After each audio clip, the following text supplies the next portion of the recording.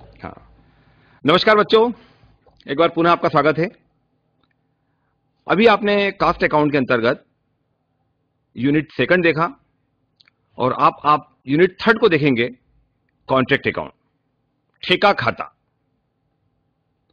कोशिश करेंगे कि आज हमारे 2 लेक्चर है, 2 लेक्चर को अगर आपने गंभीरता से ले लिया तो आपकी यूनिट थर्ड के 15 नंबर आपके पॉकेट में आज आ सकते हैं।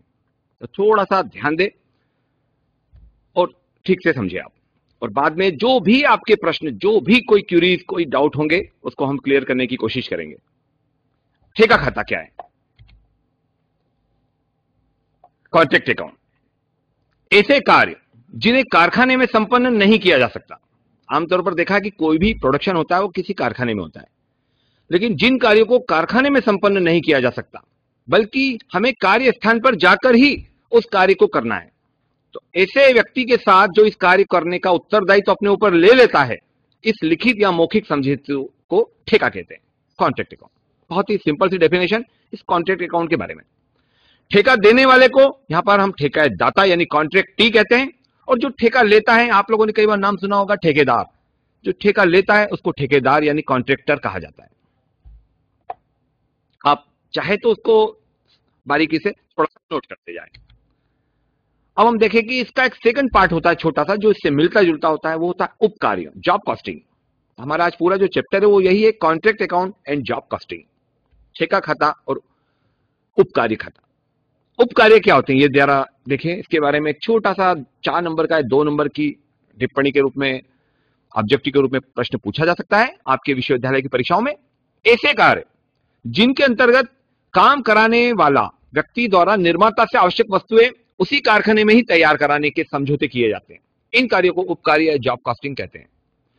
जॉब कार्य जो होता है, या जो हम जॉब कॉस्टिंग की बात कर रहे हैं, उपकार्य जो होता है वो बाहरी स्थान पर नहीं होता है जहां पर ठेका होता है, ये कहीं एक स्थायी जगह जहां पर कारखाना होता है, लेकिन ठेकेदार ये किसी स्थायी जगह यानी कारखाने में जाकर के उससे काम करवाता है।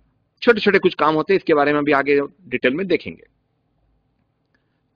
आइए इन दोनों में हम थोड़ा भिन्नता देख लें कि आखिर ये ठेका और उपकार्य में क्या भिन्नता है। लगभग दोनों के काम एक जैसे हैं, लेकिन क्या भिन्नता है आप चाहे तो इसे नोट करते जाएं। पहली भिन्नता हम देखें, दोनों में एक अंतर देखें। ठेका कारखाने से बाहर, जबकि उपकार्य कारखाने में ही संपन्न होता है। बहुत ही सिंपल सा डिफरेंस इसके अंतर्गत, जो कि अभी मैंने डेफिनेशन बताते समय भी आपको बताया। ठेका जो है वो कारखाने के बाहर होता है और उपकार्य जो है वो कारखाने में संपन्न होता है, नंबर 1। नंबर 2, ठेका पूर्ण करने में बहुत अधिक समय लग सकता है, और उपकार्य जो होता है वो चूंकि छोटे छोटे काम होते हैं इसलिए वो कम अवधि के होते हैं। तो दोनों का अपन समय का बता सकते हैं, समय के आधार पर, कि ठेका बहुत लंबे समय के लिए चलता है और जॉब कार्य जो होता है, जॉब कॉस्टिंग जो होती है, वो छोटे छोटे अवधि के होते हैं। इसी का देख ले, क्योंकि ठेका मेन है इसलिए ठेका बड़ी राशि का होता है, और उपकार्य उसके संबंध में जो छोटे छोटे कुछ काम होते हैं जो ठेके से संबंधित होते हैं वो बहुत कम कम राशि के होते हैं। फिर देखें, ठेका पूर्ण करने में ठेकेदार उप ठेकेदार की मदद ले सकता है, क्योंकि उप ठेकेदार यानी ठेका लग रहा है कि बहुत बड़ा ठेका है और मुझे निश्चित अवधि में करके देना है, मेरे से पूरा काम निश्चित अवधि में पूरा नहीं हो पाएगा, तो मैं कह सकता हूं कि उसमें से अपना कुछ काम, कि छत डालने का काम किसी दूसरे उप ठेकेदार को दे सकता हूं, दरवाजे लगाने के काम किसी उप ठेकेदार को दे सकता हूं, बिजली फिटिंग का काम किसी बिजली लगाने वाले उप ठेकेदार को दे सकता हूं। तो ठेके में उप ठेकेदार की मदद ली जा सकती है। उपकार्य खुद अपने आप में एक छोटा सा कार्य है, इसलिए उपकार्य में ऐसा आमतौर पर नहीं होता है। ये बहुत मोटे मोटे से डिफरेंस। अब हम इनकी समानता भी देख लें, क्योंकि मैंने शुरू में कहा कि दोनों एक समान है। क्या समानता है वो भी देख लें। ठेका परिव्यय तथा उपकार्य परिव्यय निकालने की विधि एक जैसी है, दोनों की मेथड एक जैसी होती है, दोनों के नाम अलग अलग है। एक कॉन्ट्रैक्ट अकाउंट है, एक जॉब कॉस्टिंग है, किंतु परिव्यय विधि का स्वरूप उनका लगभग एक जैसा है। ठेका तथा उपकार्य दोनों एक लिखित समय में पूरे किए जाने वाले कार्यों में शामिल है। एक समझौता होता है, एक एग्रीमेंट होता है, और उस निश्चित समय में ही उसको पूरा करना होता है, इसका बारे में एक लिखित एग्रीमेंट किया जाता है। आइए हम ठेके खाता सबसे पहले चल रहे हैं, उसका एक नमूना देख लें। और मित्रों, सबसे पहले इस फॉर्मेट को आप अवश्य नोट कर ले।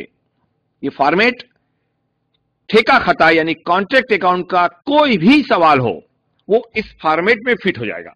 तो आप कह सकते हैं कि ये आपका मेजरमेंट है यूनिट थर्ड का। अगर इकाई 3 आपको पूरी कंप्लीट समझना है, करना है, इस फॉर्मेट को आप याद कर ले, ये प्रोफार्मा है, क्योंकि हर सवाल कोई भी हो ठेके खाते का वो इस प्रोफार्मा में शामिल हो जाएगा। इसमें मैंने फॉर्मेट में ज्यादा से ज्यादा आइटम को लेने की कोशिश की है, मदों को लेने की कोशिश की है, ताकि अगर आपने ये याद कर लिया तो आपको बाकी के ठेके के सवाल करने में बड़ी आसानी होगी। देखिए, बहुत ही सिंपल सा फॉर्मेट, बहुत छोटा सा प्रोफार्मा, ठेका खाता नमूना। हालांकि ठेके खाता मैंने यहाँ पे शॉर्ट में लिखा है, इसमें कई चीजें लिखी जाती है। ठेका कब लिया गया, ठेके की समय अवधि 1 साल के लिए लिया कि 2 साल के लिया, ठेके की प्राइस लिखी जाती है, ठेका संख्या लिखा जाती है। क्यों कि एक ठेकेदार कई ठेके ले लेता है, 3, 4, 5 ठेके चल रहे हैं, तो वो सब जगह कैसे याद करेगा, तो वो ठेके को नाम संख्या दे देगा, ये 101 नंबर का ठेका है, ये 105 नंबर का ठेका है, ये 103 नंबर का ठेका है। तो ठेके की संख्या क्रमांक भी लिखा जा सकता है, लेकिन मेन बात कॉन्ट्रैक्ट अकाउंट। अब हम चले, दो पक्ष, पर्टिकुलर अमाउंट, एक डेबिट एक क्रेडिट। आप फर्स्ट ईयर के फाइनेंशियल अकाउंट में पढ़ चुके हो, डेबिट क्रेडिट सेम वही पार्ट, वही आगे हम एडवांस में जा रहे हैं कॉन्ट्रैक्ट अकाउंट के अंतर्गत। जैसा कि आप जानते हैं सारे खर्चे डेबिट में आते हैं, जो ठेके से संबंधित है वही यहां पर किया गया है, यानी यहां पर आपको ज्यादा दिमाग पर जोर देने की जरूरत नहीं है।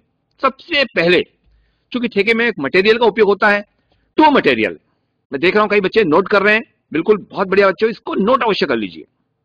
ये आपको इकाई 3 के सारे सवालों को हल करने में बड़ी बड़ी बड़ी मदद करेगा, तो प्लीज थोड़ा सा नोट करते जाएं। टू मटेरियल, सामग्री। अब आप देखेंगे यहां पर कि सामग्री में 3 प्रकार का सामग्री लिखी है, स्टोर्स, मटेरियल परचेस और फ्रॉम अदर कॉन्ट्रैक्ट, यानी सामग्री कहीं से भी आए।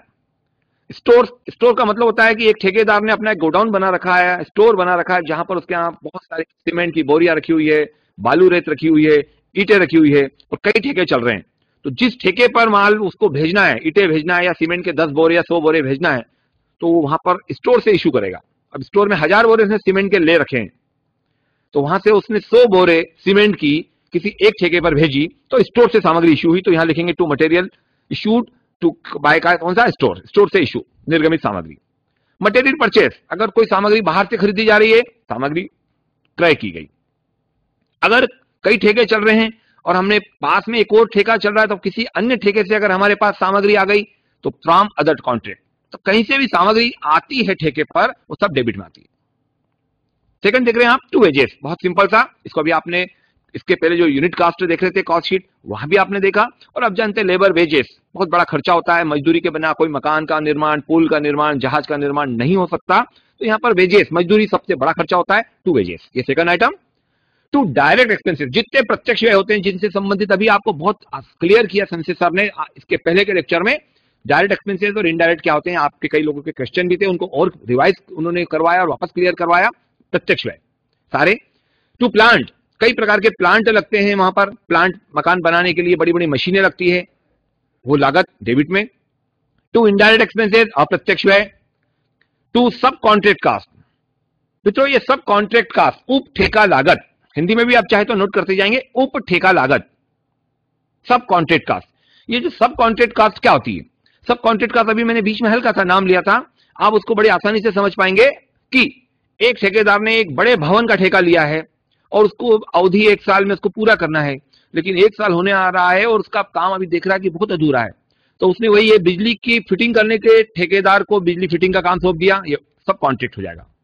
मशीन के साथ उसने कह दिया कि जो टाइल्स लगी हुई है, टाइल्स को फिनिशिंग होती है, जो रगड़ होती है, घिसाई होती है फर्श की, तो फर्श की घिसाई का काम किसी फर्श की घिसाई करने वाले ठेकेदार को दे दिया। तो इस प्रकार से कुछ छत के बनाने के लिए किसी अन्य ठेकेदार को छत का काम दे दिया कि भैया तुम छत डाल दो ताकि काम जल्दी हो जाए। तो इस प्रकार से इसको बोलते हैं सब कॉन्ट्रैक्ट कास्ट, उप ठेका लागत।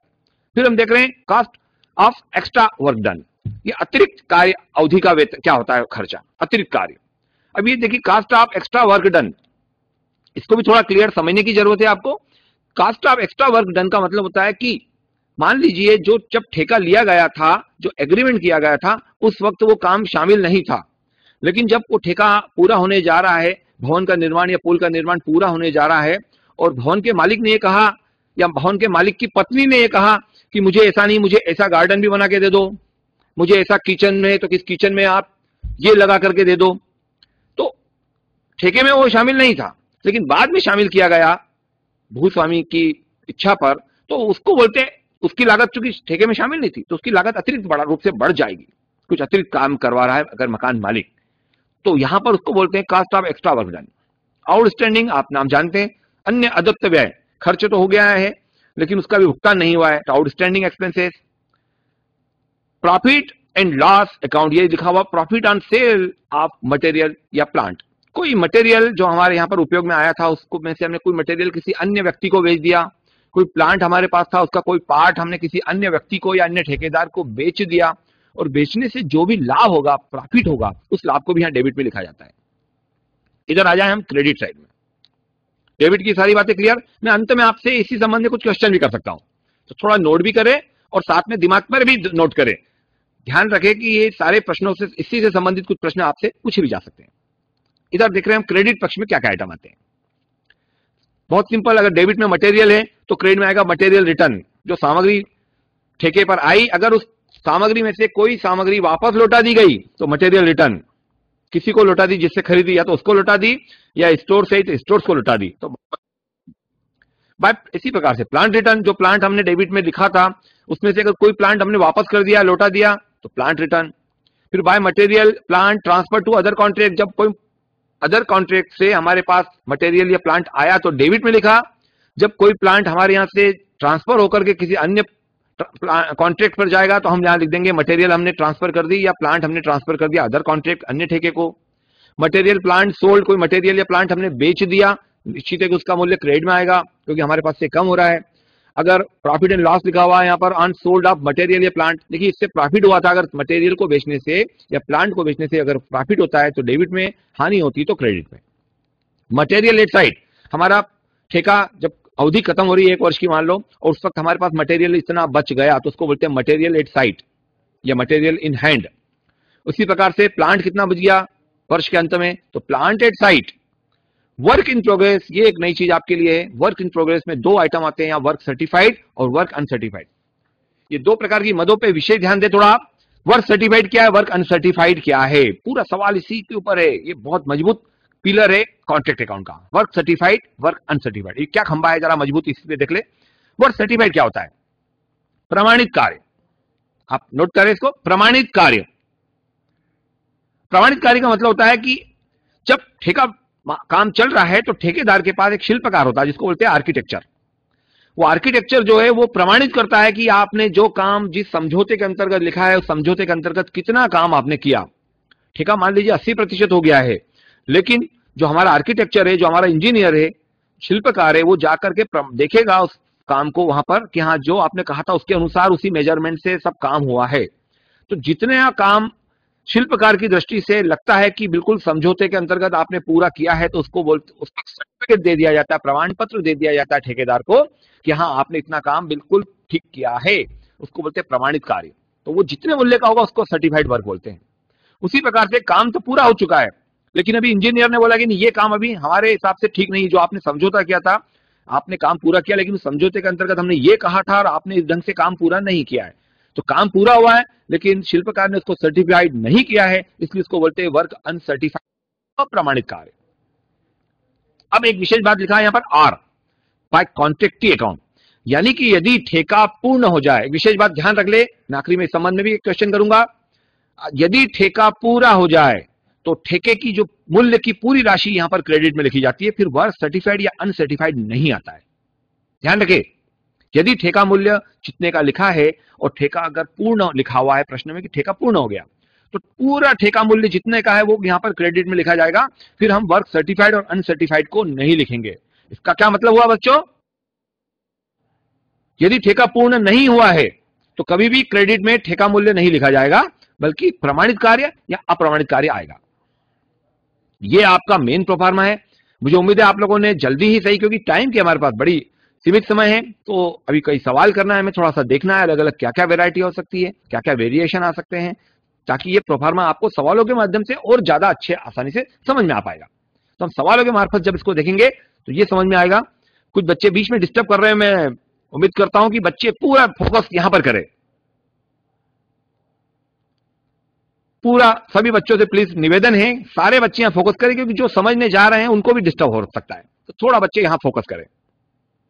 अब हम एक सवाल के माध्यम से इसको देखने का प्रयास करते हैं, क्योंकि ये फॉर्मेट है, किसी भी सवाल की कोई भी मदों को इस फॉर्मेट में रख दिया जाएगा। तो ये पूरा प्रोफार्मा आपको मुझे लगता है अगर आपने लिख लिया और याद कर लिया, सारे सवाल यहां आ जाएंगे। क्रेडिट का पक्ष आमतौर पर यहां बड़ा होता है, क्रेडिट में से डेबिट घटाया जो आएगा वो बैलेंस सीडी। अब इस बैलेंस सीडी के क्या स्तर हो सकते हैं, यानी बैलेंस सीडी का क्या मीनिंग है, ये बैलेंस को क्या क्या माना जाता है, प्रॉफिट में कितना जाएगा, हानि होगी, क्या होगा। तो वैसे तो आमतौर पर क्रेडिट बड़ा है और डेबिट कम है, तो जो डेबिट में टू बैलेंस सीडी वो लाभ है। लेकिन यहां पर इस बैलेंस सीडी को भी बंटवारा किया जाता है। क्या बंटवारा किया था, उस बंटवारे का आधार क्या है, आइए हम उसे भी थोड़ा सा एक नजर से देख लें। वही बात जो मैं भी बता रहा था, बैलेंस जो सीडी निकला है वो हमारा शेष निकला है, तो वो लाभ है कि हानि है, उसका निर्धारण कैसे करेंगे, उसका क्या पैमाना है बांटने का, वो यहां पर लिखा गया। इन 4 पॉइंट में बता रहा हूं, चारों पॉइंटों को भी आप नोट कर ले। पूरा ठेका का फॉर्मेट आ गया, लेकिन ठेके पे लाभ को बंटवारे करने के लिए ये 4 पॉइंट मैं आपके सामने दे रहा हूं। 2 पॉइंट आपके स्क्रीन पर दिख रहे हैं, 2 और अभी इसके बाद आएंगे। 4 पॉइंट को नोट कर ले। नंबर 1, ठेका पूर्ण होने पर, बहुत ही सिंपल सी, अगर ठेका पूर्ण हो गया तो मैंने कहा अगर ठेका पूरा हो जाए, तो यदि ठेका छोटी अवधि का है, कम अवधि का है, तो उसी लेखांकन पद्धति में पूर्ण हो गया, यानी 6 महीने का तो 6 महीने में, या साल भर है तो साल भर में पूरा हो गया। तो ठेके खाते को क्रेडिट पक्ष का योग डेबिट पक्ष के योग से अगर अधिक है, क्रेडिट पक्ष का योग डेबिट पक्ष के योग से अधिक है, तो ठेके पर लाभ होता है और विपरीत दशा में हानि होती है। बहुत ही सिंपल सी बात है कि ठेका अगर पूरा हो गया तो हम क्रेडिट में ठेका मूल्य लिखेंगे। क्लियर? ठेका यदि पूर्ण हो जाता है तो ठेके खाते के क्रेडिट में पूरे ठेके मूल्य को लिख दिएंगे, यह भी मैंने बताया था। तब वहां पर प्रमाणित कार्य और अप्रमाणित कार्य नहीं लिखा जाएगा।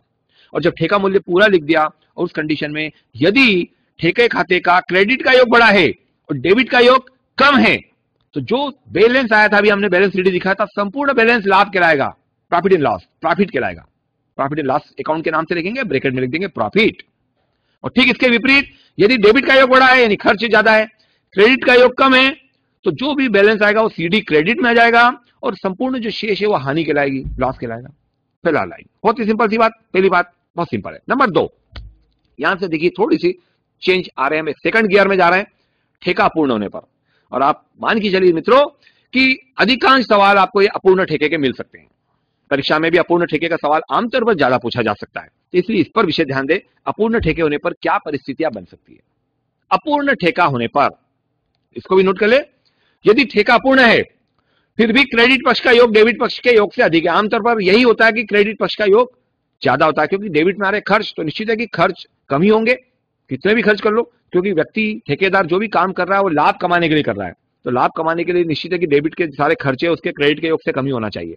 तो यहां पर हम देख रहे हैं कि क्रेडिट में का योग बड़ा है और डेबिट का योग कम है, तो जो लाभ ज्ञात करने के लिए यह जानना जरूरी है कि ठेका कार्य कितना पूर्ण हुआ है। अब अपूर्ण ठेका है, ठेका पूरा भी नहीं हुआ, कितना पूर्ण हुआ है यह जानना जरूरी है। इस संबंध में कहीं भी कोई निश्चित प्रतिशत निर्धारित ऐसे नहीं है, लेकिन आमतौर पर निम्न नियम लागू होते हैं। नियम क्या है, जरा इस पे भी हम देख ले कि यह इसका बंटवारा हम लाभ का कैसे करेंगे अगर ठेका अपूर्ण है तो। देखिए आप, वही 2 पॉइंट जो और बता रहा था, यदि प्रमाणित कार्य सर्टिफाइड वर्क, आपको बताया क्या होता है, ठेका मूल्य का 1/4 से कम है। मान लेते हैं कि ठेका मूल्य 4 लाख का है, मान लेते हैं कि ठेका मूल्य 4 लाख का है, और 4 लाख का 1/4 कितना होता है दोस्तों, 1 लाख।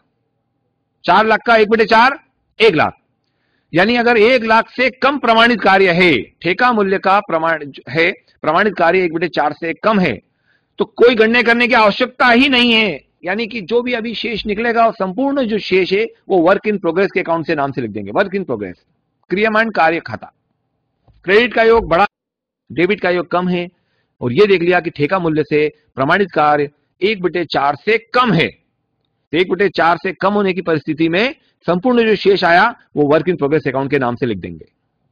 सेकंड पॉइंट देख ले, यदि प्रमाणित कार्य जो है वो ठेका मूल्य के 1/4 से तो अधिक है, किंतु 1/2 भाग से कम है। यहां विशेष ध्यान दें आप, प्रमाणित कार्य ठेका मूल्य के 1/4 से अधिक, किंतु 1/2 यानी 50% से कम है। मान लो ठेका मूल्य मैंने अभी कहा जैसे 4 लाख, और प्रमाणित कार्य जो है वो 3 लाख है, 4 लाख है और प्रमाणित कार्य जो है वो 1,50,000 मान लेते हैं। तो 4 लाख का ठेका मूल्य अगर है, प्रमाणित कार्य 1,50,000 है, तो हम यहां देखेंगे कि 1/4 होता है 1 लाख, यानी 1 लाख से अधिक है, लेकिन 1/2 कितना होता है, 2 लाख, 2 लाख से कम है। तो 1/4 से तो अधिक है किंतु 1/2 से कम है, तो जो भी लाभ आया है, कमाए लाभ का 1/3 भाग लाभ हानि खाते में ले जाना चाहिए, और शेष भाग को क्रियमान कार्य खाते में ले जाया जाएगा। परंतु इससे अधिक प्रचलित रीति जो है वो ये मेथड को आप ध्यान रखें, प्रमाणित कार्य पर जितने प्रतिशत धन ठेकेदार को अग्रिम के रूप में मिलता है उसी नगद प्रतिशत के आधार पर 1/3 लाभ कर उचित भाग माना जाएगा। शेष लाभ को भावित संदिग्ध हानियों के लिए आरक्षण के रूप में क्रियमान कार्य खाता यानी वर्क इन प्रोग्रेस अकाउंट के नाम से लिख देंगे। अब इसे निम्न सूत्र द्वारा देख सकते हैं, ये सूत्र यहां पर आप देख लें। अगर प्रमाणित कार्य 1/4 से अधिक किंतु 1/2 से कम है, ये सूत्र आप जरूर नोट कर ले बच्चों। उचित लाभ जो बैलेंस निकला है, अपूर्ण ठेके का क्रेडिट शेष यानी जो शेष निकला वो बैलेंस सीडी गुणित 1/3 गुणित प्राप्त रोकड़ बटे प्रमाणित कार्य balance into 1/3 into cash received upon work certified. ये एक सूत्र है बहुत सिंपल सा। यदि प्रमाणित कार्य ठेका मूल्य का 1/4 से तो अधिक है किंतु 1/2 से कम है तो उस परिस्थिति में यह सूत्र लागू होगा। इस सूत्र से जो राशि होगी वो हमारा लाभ कहलाएगा और बाकी जो भी बचेगा वो सब वर्क इन प्रोग्रेस कहलाएगा। विशेषकर नोट करें बच्चे सारे इसको, ये सूत्र बहुत ही महत्वपूर्ण सूत्र। प्रमाणित कार्य 1/4 से कम है लेकिन 1/2 से अधिक है तो बैलेंस जो निकला इंटू 1/3 1/3 गुणित cash received upon work certified, इस सूत्र से जो राशि आएगी वो लाभ कहलाएगा और जो भी बाकी शेष बचेगा वो वर्क इन प्रोग्रेस कहलाएगा। तो थोड़ा जल्दी चलो, अभी हम सवालों पे जाना है। और अगला और आखिरी सूत्र एक और जो विषय ध्यान दे, केवल थोड़ा सा चेंज हो जाता है कि यदि प्रमाणित कार्य ठेके मूल्य का 1/2 से भी अधिक है। जैसे मैंने भी कहा था कि मान लेते हैं कि ठेका मूल्य 4 लाख का और 4 लाख का है और प्रमाणित कार्य जो है वो 2,50,000 है, तो 4 लाख का 50% यानी 1/2 होता है 2 लाख। 2 लाख से अधिक कार्य प्रमाणित हो गया यानी 50% से अधिक यानी 1/2 से अधिक काम अगर प्रमाणित हो जाता है तो आपके सूत्र में थोड़ा सा चेंज आ जाता है। जहां आपने 1/3 लिखा था वहां पर 2/3 लिखना है। बैलेंस गुणित 2/3 गुणित cash received upon work certified, वही सूत्र, केवल 1/3 की जगह 2/3 रखना है। किस परिस्थिति में? जब वर्क सर्टिफाइड जो आपका है वो ठेका मूल्य का आधे से अधिक हो चुका है। प्रमाणित कार्य ठेके मूल्य के 50% 1/2 से अधिक हो जाता है तो उस कंडीशन में सूत्र है बैलेंस गुणित 2/3 गुणित cash received upon work certified, प्राप्त राशि बटे प्रमाणित कार्य। इस सूत्र से प्राप्त राशि को लाभानी खाते में लाभ मानेंगे और बाकी जो बचेगा वो वर्क इन प्रोग्रेस में जाएगा। ये दो सूत्र विशेष महत्व के। आइए एक छोटा सवाल देखें, इसे नोट कर ले। जो फॉर्मेट लिखे, जो सूत्र लिखे, उन सबको अब हम यहां पर सवाल के रूप में देखने जा रहे हैं। बीच में कुछ बच्चे थोड़ा डिस्टर्ब हो रहे हैं, मैं चाह रहा हूं कि अगर बैठना है ठीक से बैठे हो ताकि बाकी बच्चे डिस्टर्ब ना हो। एक बार अगर आप बैठ गए तो प्लीज जब 5 मिनट का आपका ब्रेक अंतराल होगा उसी में आप बाहर जाए। बीच में कोई बच्चे ना उठे, ज्यादा ठीक रहेगा आपके लिए भी और आपके अन्य साथियों के लिए भी। चलिए यहां देख रहे हैं, एक कंपनी ने 10 लाख रुपए में एक ठेका लिया, इसमें निम्न व्यय हुए।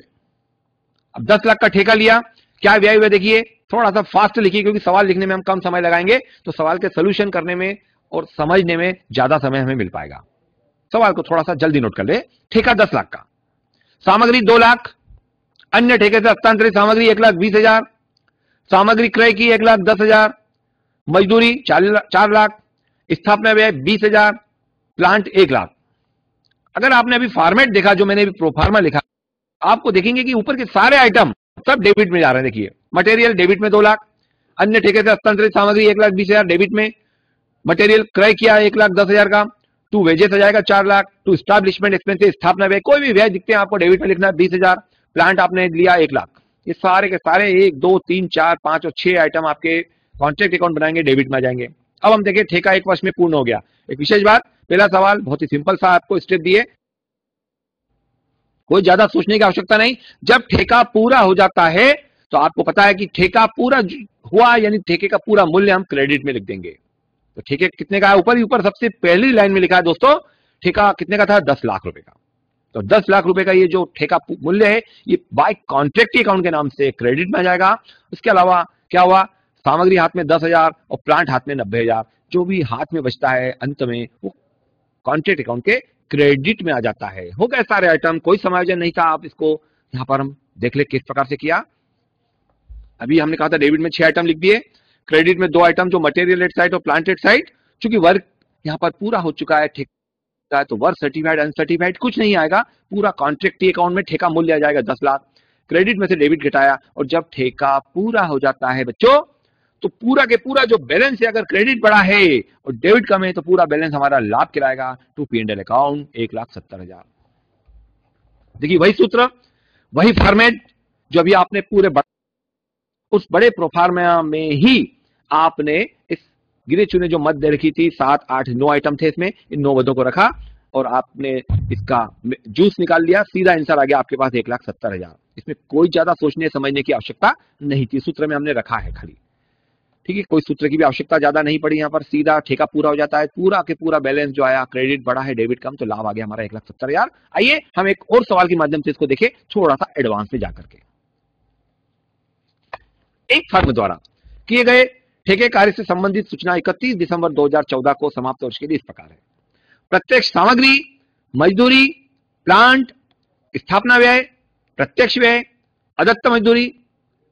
यहां तक आप दोस्तों देख रहे हैं कि पूरे के पूरे जो मत दिख रहे हैं कहां आएंगे आपके अनुसार, क्योंकि हम बाद में क्वेश्चन करेंगे, लेकिन अभी क्वेश्चन करेंगे शायद हमें समय ज्यादा लग जाएगा। डायरेक्ट मैं बता रहा हूं, सारे मत के ऊपर के आप 6 आइटम देख रहे हैं, 6 मदे देख रहे हैं, ठेके खाते के डेबिट में जाएंगे।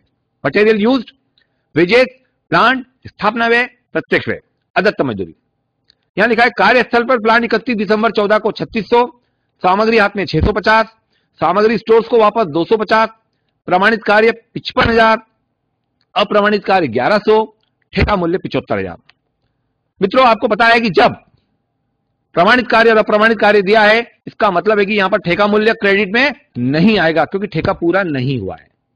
यह बात स्पष्ट लग रही है, यहां पर प्रमाणित कार्य दिया और अप्रमाणित कार्य दिया है।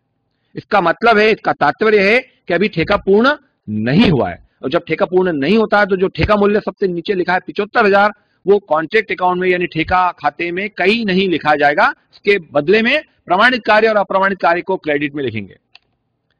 अब आपसे मैं एक आखिरी में क्वेश्चन और करने जाऊंगा, लेकिन यहां पर उसके संबंध में बता दूं कि जब यहां पर आप सबसे ऊपर एक, चाहे तो आप जब सवाल नोट कर रहे हैं बच्चों, उस पर अंडरलाइन कर ले प्रयुक्त सामग्री, प्रयुक्त सामग्री, मटेरियल यूज्ड। बहुत बारीकी बात बताने जा रहा हूं बच्चों, इस बात पे विशेष ध्यान दें, क्योंकि जब हम कॉपी का वैल्यूएशन करते हैं ना, तो हमें पता लगता है कि बच्चे कहां ज्यादा गलती करते हैं, और ये 90% बच्चे यहां पर गलती कर जाते हैं। आपको सवाल कितना सरल सा लग रहा होगा, अगर आपने फॉर्मेट देखा तो आपको लग रहा है ठीक है सर, ये भी वही सूत्र है, वही सवाल है, बहुत ही सिंपल सा सवाल दिख रहा है, हम बड़ी आसानी से इसको सारे आइटम डेबिट में लिख देंगे, बचे हुए आइटम को क्रेडिट में लिख देंगे। लेकिन यहां पर एक ट्विस्ट है, एक खतरनाक स्पिन बाल है, उसको आपको समझने की आवश्यकता है। यहां पर है मटेरियल यूज्ड, प्रयुक्त सामग्री, अंडरलाइन कर ले आप सभी बच्चे।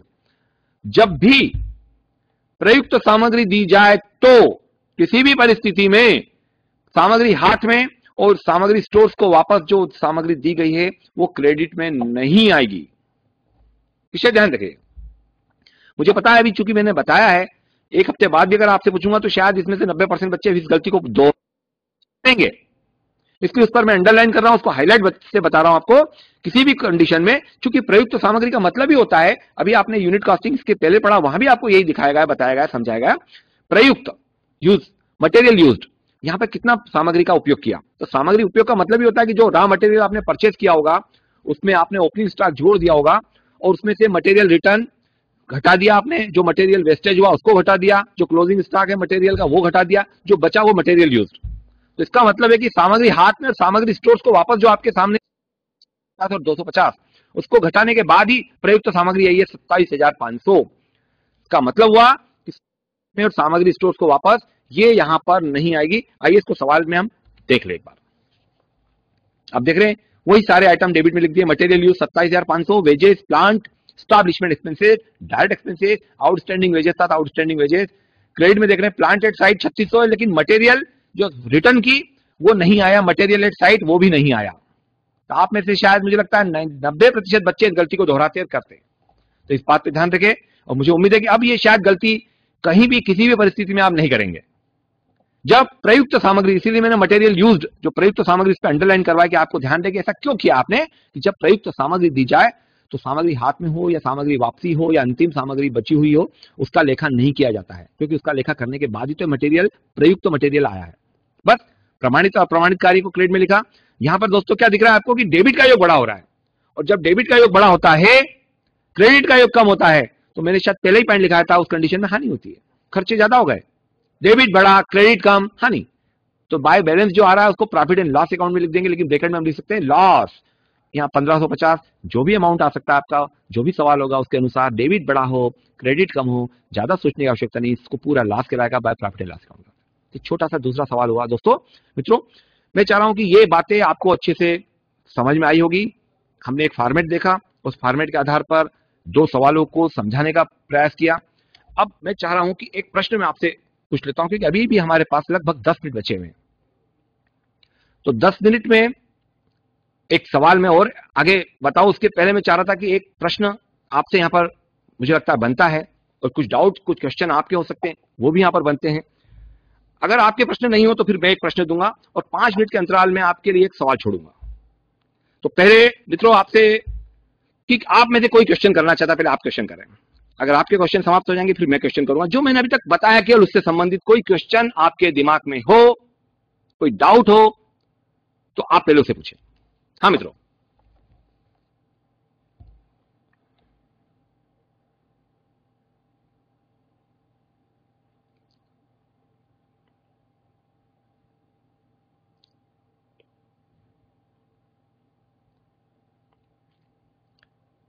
किसी भी कॉलेज का कोई बच्चा?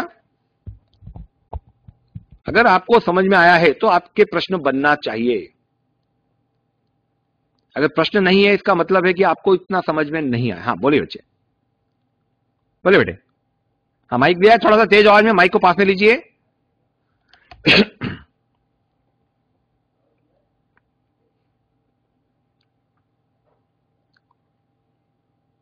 हाँ नीमच को देख रहा हूं मैं। नीमच कुछ क्वेश्चन करने जा रहे हैं।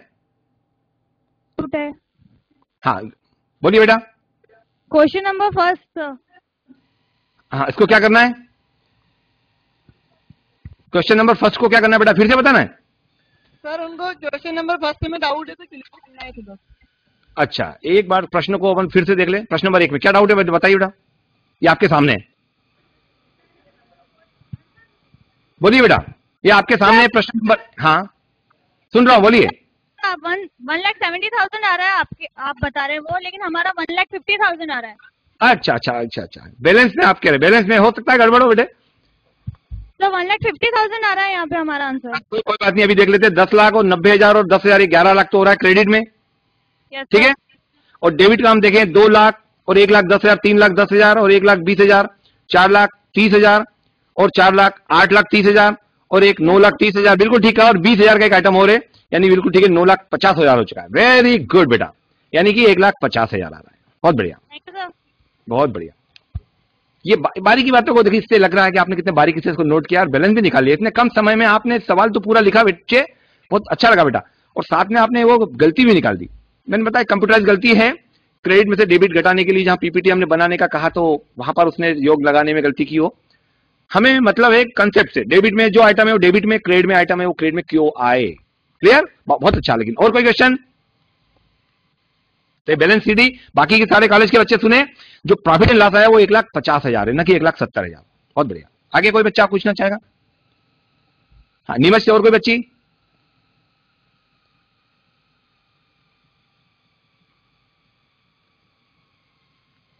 हाँ कोई धार से पूछना चाह रहा है? धार पीजी कॉलेज, बोलिए बेटे। सर इसमें जैसे कि फर्स्ट वाले क्वेश्चन में दिया वर्क सर्टिफिकेट, अगर इसमें ये भी दे दिया जाए और बाई कॉन्ट्रैक्ट भी दिया जाए तो उसमें से कौन सा करेंगे सर? दोनों को दिया जाए साथ में? अच्छा प्रश्न है आपका। मैंने अभी कहा था कि यदि प्रमाणित कार्य और अप्रमाणित कार्य दिया जाए, ठेका मूल्य तो सब में देंगे ही, वो सभी प्रश्नों में ठेका मूल्य तो दिया जाएगा, ठेका कितने का लिया। लेकिन अगर प्रमाणित कार्य और अप्रमाणित कार्य लिखा है, इसका तात्पर्य यह हुआ कि ठेका अभी पूर्ण नहीं हुआ है, ठीक है ना, या हो भी गया है तो उसे प्रमाणित पूरा 100% प्रमाण पत्र नहीं मिला है, तो इसका उस परिस्थिति में ठेका मूल्य कभी भी क्रेडिट में नहीं लिखेंगे। प्रमाणित कार्य और अप्रमाणित कार्य को ही क्रेडिट में लिखेंगे। ठेका क्रेडिट में तभी लिखा जाएगा जब ठेका पूर्ण हो गया हो, ऐसा लिखा हो। ठीक है बेटा, चलिए बहुत बढ़िया। और कोई क्वेश्चन आपके मन में? हेलो, हाँ बोलिए बच्चे। सर हम स्वामी विवेकानंद कॉलेज से बोल रहे हैं, बेरसिया से। बेरसिया, बोलिए बेटा भोपाल, ठीक है। सर इसमें जो लास्ट में लिखा है बैलेंस सीडी, सीडी का मतलब क्या होता है? ओहो बच्चे,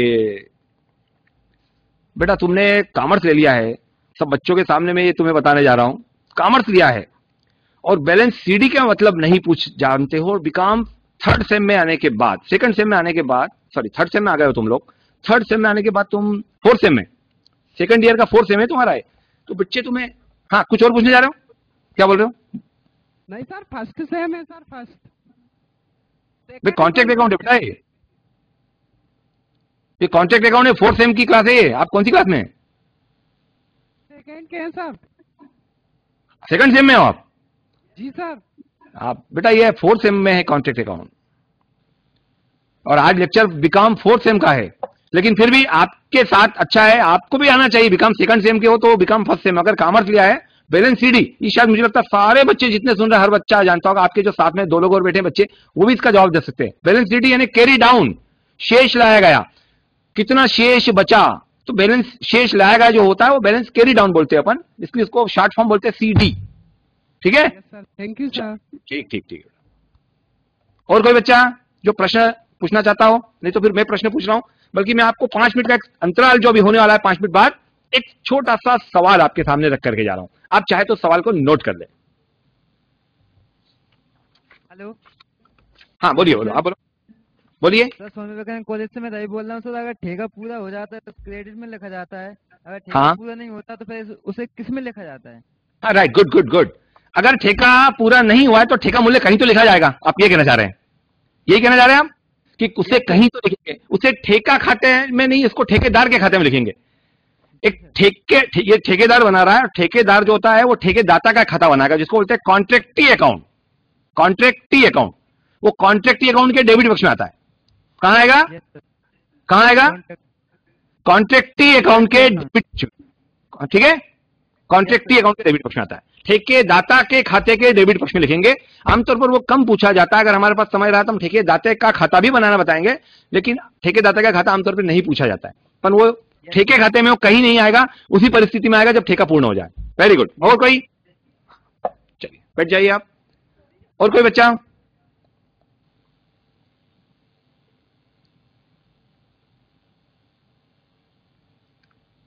चलिए मेरा एक प्रश्न आपके सामने, सर रिक्वेस्ट है थोड़ा इसे दिखाएं। हाँ, अब ये सवाल नोट कर ले, और जब मैं 5 मिनट के अंतराल के बाद आपसे मिलूंगा तो ये सवाल मैं चाहूंगा कि आप मुझे आंसर निकाल के दे। बहुत छोटा सवाल, कोई ज्यादा एडजस्टमेंट नहीं है। 1 जनवरी 2014 को, मैं बोल भी रहा हूं, जिनको नजर आ रहा है नजर देख ले आप, और बोल भी रहा हूं उसे आप नोट भी कर ले चाहे तो। 1 जनवरी 2014 को मिस्टर डावरे द्वारा 2,50,000 मूल्य का ठेका लिया, 2,50,000 रुपए मूल्य का ठेका लिया, यानी ठेका मूल्य 2,50,000। निम्न व्यय हुए। अब ठेके पे क्या व्यय हुए इसको जरा शॉर्ट में लिख ले। उपभोग की गई सामग्री 60,000, मटेरियल यूज्ड 60,000, मटेरियल यूज्ड प्रयुक्त सामग्री या उपभोग की गई सामग्री 60,000। 30/9/2014 को हाथ में सामग्री 20,000, इसको मटेरियल एट साइट बोल सकते हो आप, मटेरियल एट साइट, हाथ में सामग्री 20,000।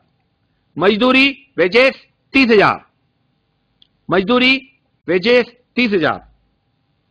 प्लांट क्रय 40,000, प्लांट का परचेज हुआ 40,000 का। 30/9/2014 को ठेका पूर्ण हुआ।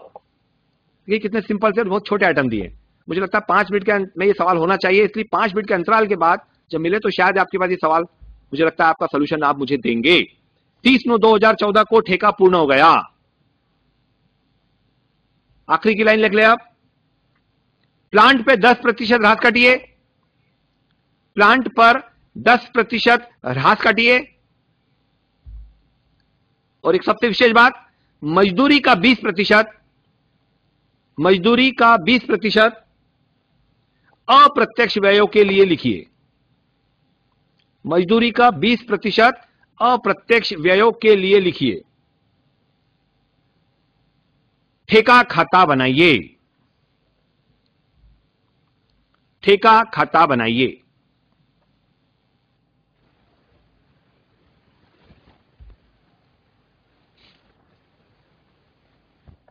तो ठीक बच्चों, आपसे मुलाकात 5 मिनट बाद फिर से हो रही है। इसी सवाल के जो चैप्टर है, इसी के थोड़ा आगे एडवांस में कुछ एडजस्टमेंट जो हमने समझाए तो है, लेकिन सवाल नहीं किए, सवाल के रूप में उससे लेंगे। 5 मिनट बाद आपसे फिर मुलाकात हो रही है। उम्मीद है इस सवाल का आप सोल्यूशन हमें निकाल के देंगे। बहुत बहुत धन्यवाद। Thank you.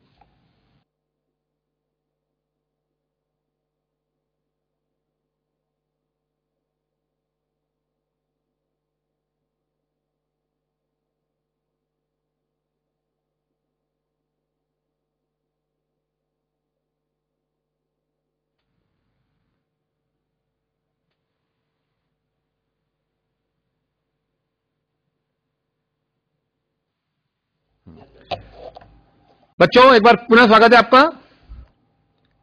जो बच्चे बाहर अगर आपके साथी कुछ हो आना चाहते हैं तो उन्हें भी बुलवा लीजिए। अभी मैंने 5 मिनट पहले आपको एक छोटा सा सवाल दिया था कि जितना हमने समझा है क्या आपको वो समझ में आया है। ये सवाल का अगर आपने आंसर निकाल के रखा होगा तो मुझे लगता है कि ये मेरा जो प्रयास है ये शायद सफल हुआ होगा। तो देखते हैं किन बच्चों ने इसका सही आंसर निकाला है।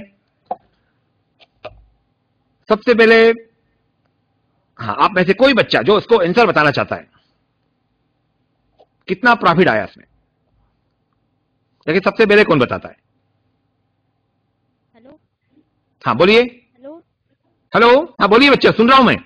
71,000। 1,37,000। Hello sir. हाँ बोलिए। टेपानगर कॉलेज बुरहानपुर। हाँ बोलिए बेटा, बोलिए। नीमच से लड़की बोल रही, नीमच। 1,71,000 आ रहा है आंसर। 1,71,000। और कोई आंसर आ रहा है दूसरा? सर 1,71,000। 1,71,000, 1,71,000 एक आंसर ये आ रहा है। 1,30,000 भी कोई बोल रहा है आप में से? 1,30,000। 1,82,000 सर। 1,82,000। Yes sir. मुझे नहीं लगता, मुझे आंसर रॉन्ग लग रहा है वैसे। फिर भी और देखते हैं, और कोई? सर 1,33,000। 1,33,000। अच्छा आप 37, 1,37,000, 1,37,000। और कोई आंसर? सर 1,30,000 आ रहा। आप क्या बोले? 1,30,000। 1,20,000। 30 30,000। आप आंसर के लगभग बहुत नजदीक हैं। एक बार और थोड़ा देख लेते हैं। हेलो सर, एनएमबी होशंगाबाद से। होशंगाबाद से आप कितना बता रही हैं? 1,30,000। 1,30,000।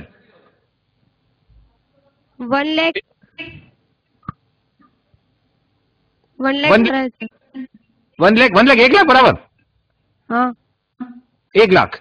चलिए, नीमच से लड़की बोल रही है 1 लाख। लेकिन मुझे आश्चर्य लग रहा है कि इतने वेरिएशन आंसर में कैसे हो सकते हैं। बहुत ही छोटा सवाल, न कोई इसमें एडजस्टमेंट है, कोई भी समायोजन नहीं है, तो इतने आंसर में वेरिएशन कैसे आए, मुझे एक समझ बड़ा। हाँ बोलो। Hello sir. हाँ बोलो। हेलो। हाँ सुनिए, सुन सर 1,40,000 आ रहा। 1,40,000। चलिए आंसर पे हम 1,40,000। आप कौन से कॉलेज से हैं? Sir Swami Vivekananda college. थोड़ा डिस्टर्ब हो रहा है, चलिए कोई बात नहीं। सर 1,08,000। 1,08,000। 8,000। 1,08,000। धार से आपने जो जवाब दिया 1,08,000, बेटा आप भी बताइए ये कि आपने अप्रत्यक्ष व्यय कितने निकाले, इन डायरेक्ट एक्सपेंसेस कितने हैं आपके अप्रत्यक्ष व्यय? सर 36,000। अप्रत्यक्ष व्यय 36,000 है। सर अप्रत्यक्ष व्यय के लिए मुझे लगता है कि आपने शायद वहीं कुछ हल्की गलती की है। एक सेकंड अभी हम देख लेते हैं। उसमें से 20% वो होगा ना, उसमें मजदूरी में से लेस होगा ना, लेस होगा। तो मजदूरी कितनी है? मजदूरी कितनी है? 30,000 है। 30 सर, सॉरी 30,000 का 20% कितना होता है? 6,000 सर। तो 6,000 हुए ना बेटा अप्रत्यक्ष व्यय। आपने 86,000 क्या बोल दिया? आप 6,000 हुए ना अप्रत्यक्ष व्यय। हाँ सर। फिर तो आप तो कुछ और बोल रहे हैं। 6,000 सर। हाँ, मुझे लगता है सभी बच्चों ने शायद यही गलती की है। एक बार हम इसका सोल्यूशन जरा देख ले, जरा देखिए आप। हमने ऐड कर दिया, इसको ऐड कर दिया था। 30,000 में 6,000 ऐड करके 36,000 कर दिया। हाँ चलिए 6,000 जोड़ दिया था उसको। चलिए एक बार देख लेते हैं, ये आपके सामने इसका सोल्यूशन बनाने का प्रयास किया मेरा। देखिए आंकड़ों में कोई गलती हो तो आप जरूर मुझे बताइएगा। सबसे पहले हमारी थी मटेरियल यूज्ड, सामग्री प्रयुक्त 60,000। फिर था 30/9/2014 को हस्तस्थ सामग्री 20,000, उपयोग की गई सामग्री 20,000। जैसा कि मैंने पहले ही कहा था, और अभी इसके पहले एक सवाल में वही ट्विस्ट दिया था कि उपभोग की गई यानी मटेरियल कंज्यूम लिखा हुआ है। जब प्रयुक्त सामग्री हो बच्चों तो क्रेडिट में मटेरियल इन हैंड या मटेरियल रिटर्न नहीं आता है। मुझे लगता है आप लोगों ने 20,000 एक्स्ट्रा लिखे हैं, कहीं ना कहीं लिखे। तो ये गलती आप लोगों से शायद हुई है, अधिकतर बच्चों से। मैंने कहा 90% बच्चे आप में से गलती करेंगे और आपने गलती दोहरा दी। तो क्रेडिट में वो 20,000 नहीं आएंगे क्योंकि यहां पर मटेरियल यूज्ड लिखा हुआ है, प्रयुक्त सामग्री, उपभोग की गई सामग्री। नंबर 2, मजदूरी 30,000, देखिए 2 वेजेस 30,000, ये आपके सामने है। सर ये बताइए थोड़ा सोल्यूशन सर।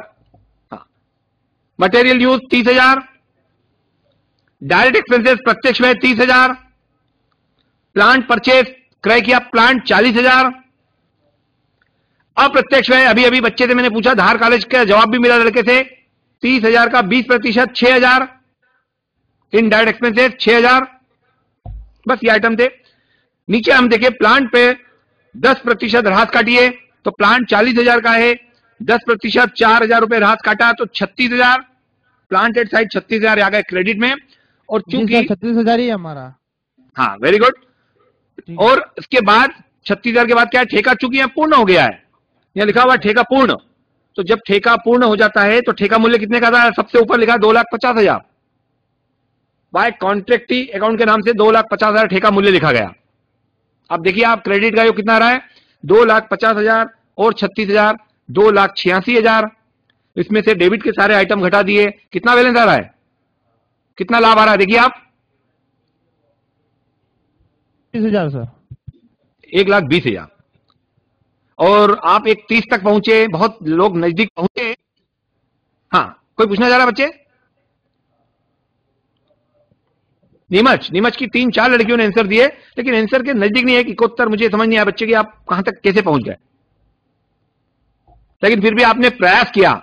यह महत्वपूर्ण नहीं है कि आप सफल एक ही बार में हो गए, यह महत्वपूर्ण है कि आपने इसके लिए प्रयास किया, कोशिश की, आपने सवाल बनाया और आपने अपने हिसाब से आंसर निकाला। और आप गलती करेंगे उसको हम यहां पर सुधार करेंगे, तभी तो आप लोग सक्सेस होंगे, सफल होंगे। तो एक अच्छा प्रयास रहा आप लोगों का, काफी लोगों ने मुझे आंसर देने की कोशिश की, अच्छा लगा। लेकिन आंसर के नजदीक पहुंचे, आप आंसर तक नहीं पहुंचे, जबकि बहुत छोटा सवाल था। क्लियर एकदम सबके सामने? 1,20,000। किसी को कोई डाउट, कोई शक है यहां पर? चलिए आगे बढ़े हम। बहुत छोटा सवाल था, छोटा सॉल्यूशन। चलिए इसे हटाते हैं। अब आपके सामने एक प्रश्न और ले रहे हैं सर। आपके स्क्रीन पर एक दिख रहा होगा, एक सवाल नंबर 3 जो मैंने लिखा हुआ है। अब आप देखिए इस सवाल को भी थोड़ा सा हम और इसमें वेरिएशन लेते हैं। एक ठेकेदार ने अपने ठेके पर निम्न व्यय किए, आप इसे भी नोट कर ले जल्दी में। सामग्री 40,000, मजदूरी 50,000, अन्य व्यय 15,000, प्लांट की लागत 50,000, प्रमाणित कार्य 1,20,000, अप्रमाणित कार्य 60,000, अंत में प्लांट 43,000, ठेकेदाता से रोकड़ प्राप्त, ये पहली बार नजर आ रहा है ये अमाउंट आपका आंकड़ा, ठेकेदाता से रोकड़ प्राप्त 1,20,000, स्टोर्स को सामग्री लौटाई 2,000 और ठेके की कीमत दे रखी है 6,50,000। अभी तक आपने 2 सवाल जो मैंने आपको पीपीटी के माध्यम से दिखाया और एक सवाल आपको बाय हैंड करके दिखाया, जो आपके लिए प्रश्न मैंने छोड़ा था ब्रेक में। तीनों सवालों में जो चीज नहीं पूछी गई वो इसमें पूछी जा रही है। अत्यंत महत्वपूर्ण सवाल यह है, एक जबरदस्त चेंज इस सवाल में आपको मिलेगा जो पिछले 3 सवालों में नहीं था। और जो मैंने 2 सूत्र बताए थे उन सूत्र में से किसी एक सूत्र का उपयोग यहां पर होगा। देखिए हम यहां पर इस सवाल को थोड़ा आपने नोट कर लिया होगा, थोड़ा शार्ट में नोट करें बच्चों, ताकि सवाल नोट करने में टाइम कम लगे आपको, सवाल का सॉल्यूशन में और आपकी प्रॉब्लम है उसके लिए हमें अधिक समय बचे। सवाल आपके सामने, यहां पे सवाल के सॉल्यूशन के पहले यहां पर मोटी मोटी बात जो आप नोट कर रहे हैं या देख रहे हैं, नंबर 1 कि यहां पर स्टोर्स को सामग्री लौटाई है। आप में से मुझे कोई बच्चा बताएगा कि स्टोर्स को सामग्री लौटाई 2,000, ये ठेके खाते के क्रेडिट में आएगा कि नहीं आएगा? स्टोर्स को सामग्री लौटाई 2,000 क्रेडिट में आएगा सर। क्यों आएगा बेटा? आएगा, वेरी गुड। क्योंकि आएगा। क्यों आएगा? सर ठेके की क्रेडिट में आएगा क्योंकि हमने क्यों आएगा, क्यों आएगा सर? उसको रिटर्न कर दी वापस, इसलिए अपन ने।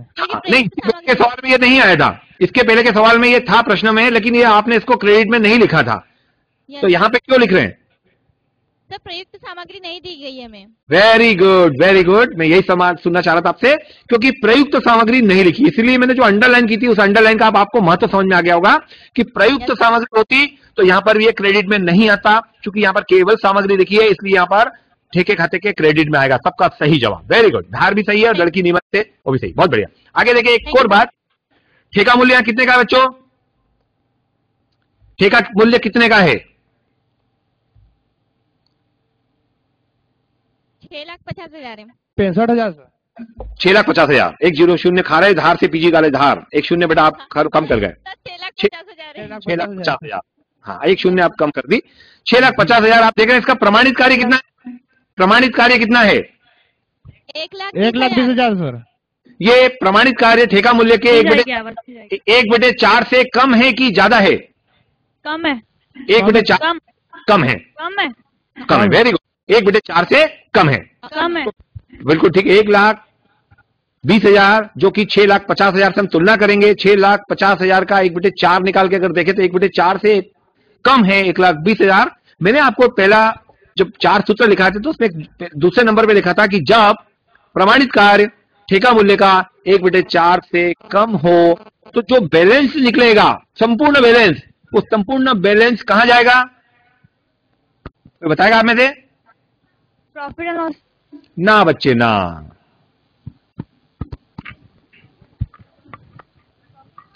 संपूर्ण बैलेंस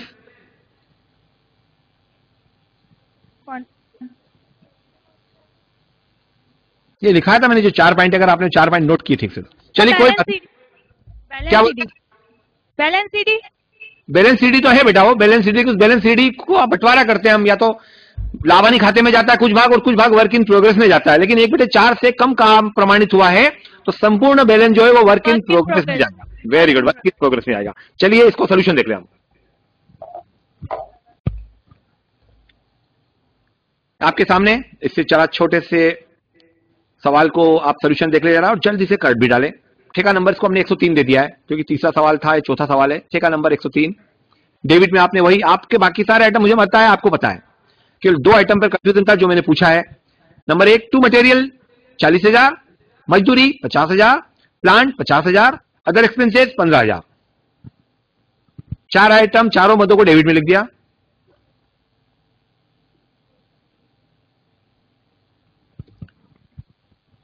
क्रेडिट में देखे plant at site, by plant at site 43,000, उन्होंने लिख रखा कि प्लांट अंत में जो बचा 43,000 का, तो हमें कोई टेंशन लेने की जरूरत नहीं, हमने डायरेक्ट उसको क्रेडिट में लिख दिया, राहत घटा के उसने लिख दिया प्लांट एट साइट, अंत में प्लांट बचा 43,000 का।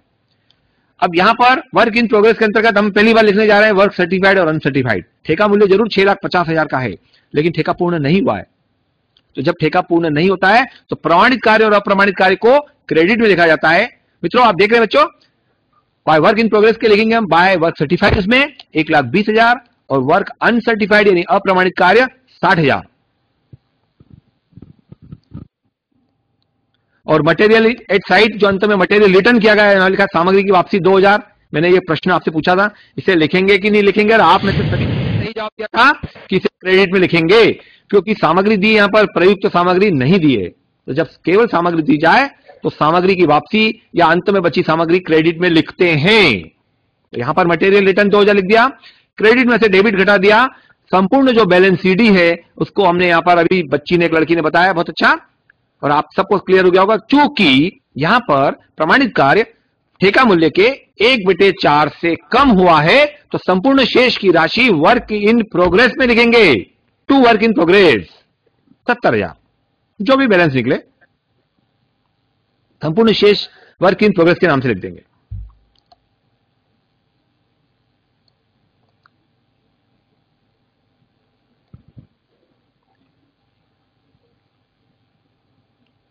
अब यहां पर एक और पहली बार आ रहा है, जब ये 15 नंबर का सवाल होगा तो बच्चों मान के चलिए 12 नंबर का होगा कॉन्ट्रैक्ट अकाउंट और 3 नंबर का पूछा जा सकता है वर्क इन प्रोग्रेस अकाउंट, जो आपके नीचे दिख रहा है स्क्रीन पर।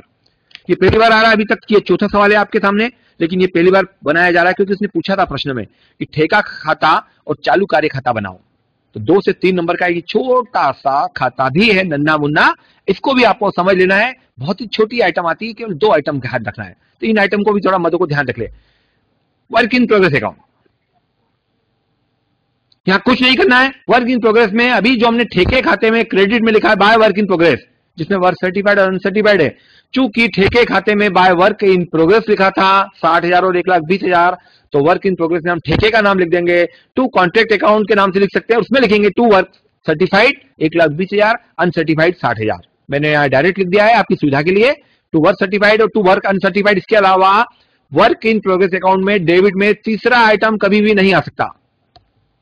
केवल 2 मत लिख दिया आपने, प्रमाणित कार्य अप्रमाणित कार्य डेबिट में 1,20,000 और 60,000।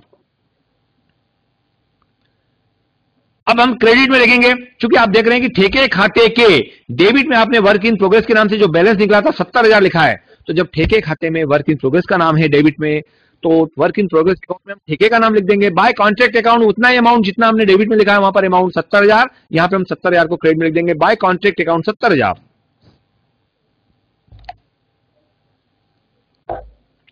आप खतौनी करना जानते हैं, लेजर पोस्टिंग जानते हैं। अगर राम ने श्याम को डेबिट लिखा है तो श्याम राम को हमेशा क्रेडिट लिखेगा। अगर आपने मुझे अपनी शादी में बुलाया है, मैं आपको अपनी शादी में बुलाऊंगा। सेम बिल्कुल वो फॉर्मेट यहां पर डेबिट और क्रेडिट का मीनिंग होता है।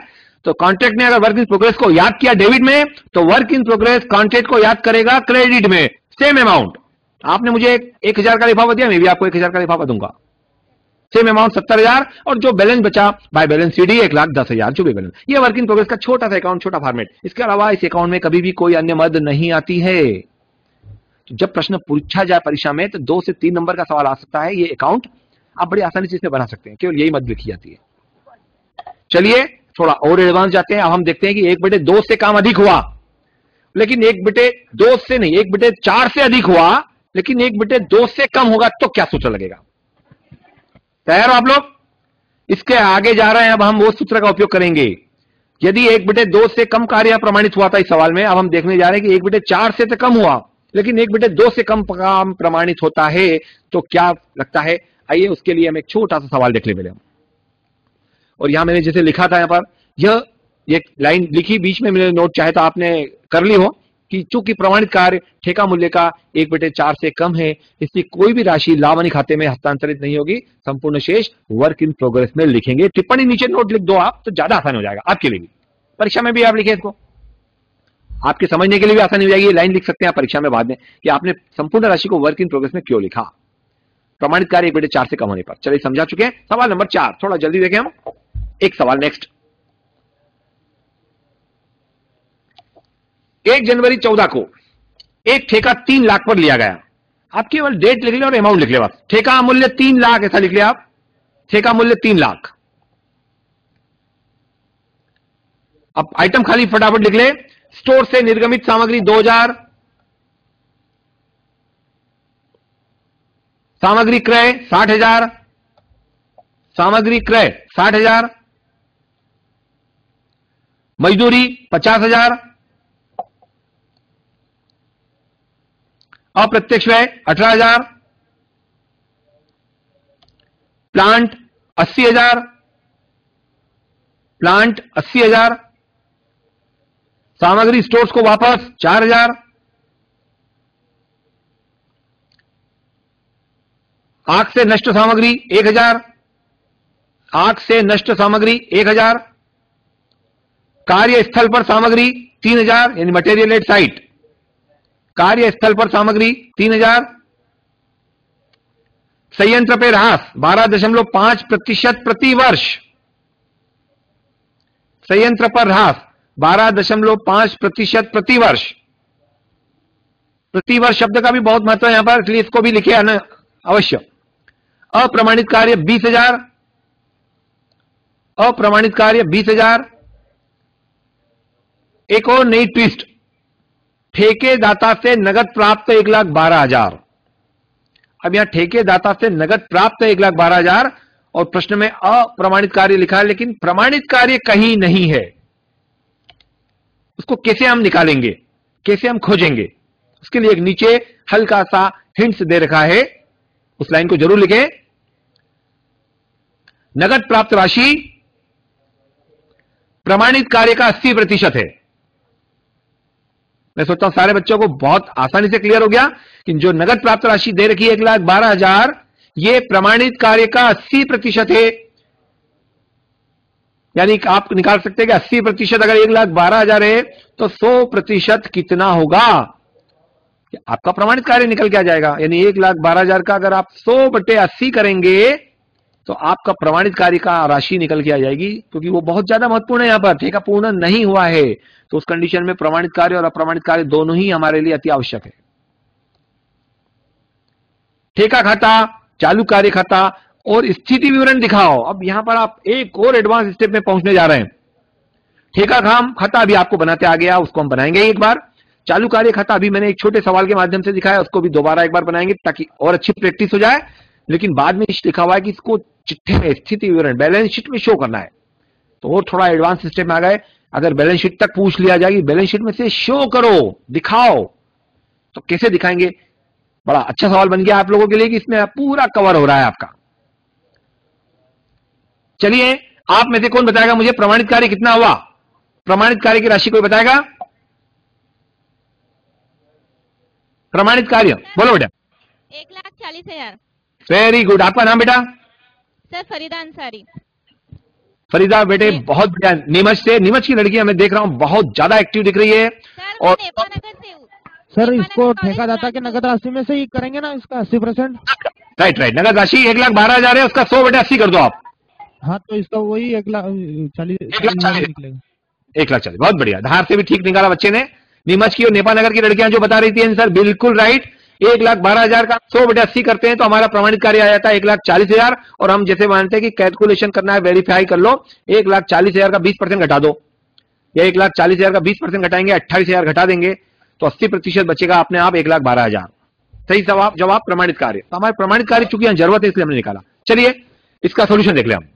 एक और बात आपसे पूछना चाहूंगा मैं, आप में से ठेका मूल्य कितना है यहां पर? 3 लाख। 3 लाख सबसे ऊपर लिखा है। प्रमाणित कार्य कितना निकला? प्रमाणित कार्य 1,40,000। 3 लाख का ठेका मूल्य, प्रमाणित कार्य 1,40,000। ये 1/2 से कम है कि ज्यादा है?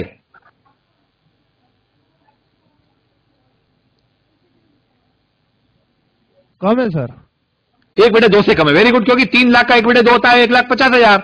1,50,000 कम है, यानी 1/2 से कम है। लेकिन 1/4 से अधिक है? हाँ ना? कम है सर। 1/4 से? 1/4 से तो अधिक है सर। Very good. 1/4 होता है 75,000। 3 लाख का 1/4 75,000 से अधिक है, लेकिन 1/2 1,50,000 से कम है। वही मैं पूछने जा रहा हूं कि यहां पर क्या सूत्र लगेगा? मैंने अभी सूत्र शुरू में दिखाए थे बच्चों। बैलेंस गुणित cash received upon work certified गुणित कितना बटे कितना। आप में से कोई बताना चाहेगा मुझे क्या सूत्र लगना चाहिए यहां पर? हाँ बोला। 1/3 गुणित प्राप्त रोकड़ बटे प्रमाणित कार्य। क्या बात है बेटा, आपका नाम जानना चाहूंगा मैं। बहुत बढ़िया आंसर दिया जो मैंने अभी बताया नहीं पूरी तरह। आपका नाम क्या है? गोकुल मंडलोई। गोकुल मंडलोई, धार पीजी कॉलेज से? जी सर। बहुत ही। हाँ जी, गांव से पढ़ने आते हैं सर यहाँ पे। वेरी गुड गोकुल मंडलोई, आपने बहुत ही सही आंसर दिया, क्योंकि मैंने अभी ये सवाल करवाया ही नहीं, केवल आपको शुरू में नोट करवाया था। उसके आधार पर अगर आपने ये आंसर निकाल के बता दिया और एक फार्मूला बता दिया कि यहां पर आएगा बैलेंस गुणित 1/3 गुणित cash received upon work certified. बिल्कुल सही जा रहे हैं आप, बहुत अच्छा गोकुल। चलिए इसका सोल्यूशन देख ले अब आप। ठीक है, ये सामने आपके स्क्रीन पर नोट करें जरा सभी इसको फटाफट, ताकि हमारे पास बचे समय में हम एक सवाल और थोड़ा सा एडवांस स्टेप में चले जाए। आखिरी स्टेप कह सकते हैं उसको, बस वो सवाल कर लिया आपका चैप्टर, आपके 15 नंबर आपके पॉकेट में आ सकते हैं। एक सवाल और अति महत्वपूर्ण है जो कि हमारे आखिरी बचे 15 मिनट में किसी भी हालत में मुझे पूरा करवाना है। आप सबके ऊपर है, आप थोड़ा मुझे सहयोग करें और थोड़ा जल्दी करें। कॉन्टैक्ट अकाउंट नंबर हमने 104 दे दिया, जो भी प्रश्न में लिखा हो। डेबिट में देख रहे हैं, मटेरियल इश्यूड स्टोर से हुआ 2,000, मटेरियल परचेज किया 60,000 का, वेजेस 50,000 का, प्लांट 80,000, इनडायरेक्ट एक्सपेंसेस 18,000, ये सब दे रखे उन्होंने। क्रेडिट में चले, बाय प्लांटेड साइट 70,000, क्योंकि 80,000 का प्लांट है, 12.5% 12.5% ह्रास होता है 10,000। 80,000 का 12.5%, 10,000 रुपए राहत घटा दिया तो प्लांट एट साइड हमारा बचा 70,000। फिर वर्क सर्टिफाइड 1,40,000 जैसा आप लोगों ने निकाल के मुझे दिया। अनसर्टिफाइड अप्रमाणित कार्य प्रश्न में दे रखा है 20,000। Material at side 3,000, material return 4,000 और अग्नि से या नष्ट माल भी दे रखा है 1,000। तो बाकी की सारी मदद तो प्रश्न में दे रखी है, आपने जो की थी जो डेबिट में लिखना थी डेबिट में लिख दी, क्रेडिट में लिखना थी क्रेडिट में लिख दी। केवल एक आइटम एक मत नहीं था अप्रमाणित कार्य, जो आप लोगों ने बड़े अच्छे ढंग से सही ढंग से निकाल के दे दिया। 1,40,000 क्रेडिट का योग घटाया लगाया, डेबिट का घटा दिया, हमारा बैलेंस बच गया 28,000। सभी नोट कर रहे हैं बच्चों? 28,000 को हमने बैलेंस शीट के रूप में इसको क्रेडिट में उतारा। अब आप प्रश्न ये उठता है इस 28,000 का कौन सा भाग लाभ हानि खाते में जाएगा और कौन सा भाग वर्क इन प्रोग्रेस अकाउंट में जाएगा। तो यही बंटवारे के लिए हमने सूत्र लिखा था, जो अभी धार पीजी कॉलेज से गोकुल मंडलोई के नाम के लड़के ने, जो कि देहात से आता है, जवाब मुझे सही सही दिया। वो सूत्र आप यहां लगा देंगे, बैलेंस यानी 28,000 गुणित 1/3 गुणित कैश रिसीव्ड अपान वर्क सर्टिफाइड। तो कैश रिसीव्ड दिया 1,12,000 अपान वर्क सर्टिफाइड दे रखा है 1,40,000। यस, कोई आंसर निकाल के बताएगा? आंसर आपके हालांकि सामने है। कोई पूछना चाह रहा बच्चा? कोई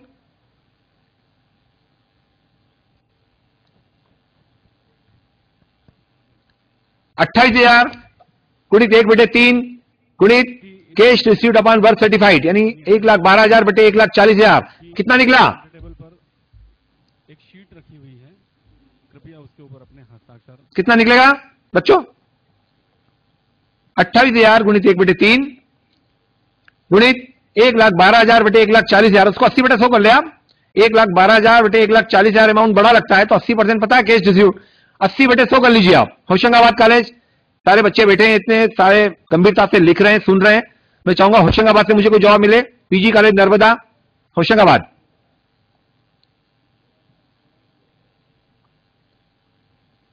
28,000 गुणित 1/3 गुणित 80/100 कितना निकला? आपका कैलकुलेशन बच्चे थोड़ा फास्ट होना चाहिए।